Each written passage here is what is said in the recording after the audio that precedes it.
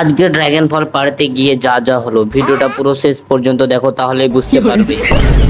তো বন্ধুরা, আজকে আমি বিছানায় শুয়ে এসে যখন ফোন দেখছিলাম তখন আমার ভাই আমাকে তেঁতুলের পানি এনে দেয়। তারপর তেঁতুলের পানিটা খেয়ে দেখি এত খাটা মনে হচ্ছে কি আমার মুখে তেঁতুল ভরে দিয়েছে। তারপর এটা আমার স্টাইলে খেয়ে নিলাম। ये तो गरीब हो ना आदमी। তো আমি ছাদের উপর চলে এলাম ড্রাগন ফল পাড়ার জন্য। গাছের দুটো ফল পেকেছে, এটা আর এটা।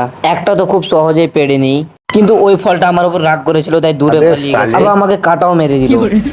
ফল পাড়ার জন্য বুরুজ খলিফার উপরে যেতে হবে, চলো। আবে রোদে কালো হয়ে গেলাম তো।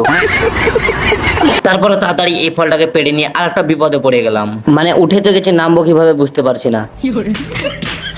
তারপর বুকের সাহস নিয়ে লাভটা মেরে দিলাম, কিন্তু ও মাই গড। তো ওইসব বাদ দাও, এখন আমি ড্রাগন ফল খাই আর তোমার সঙ্গে পরে দেখা হবে আবার, বাই।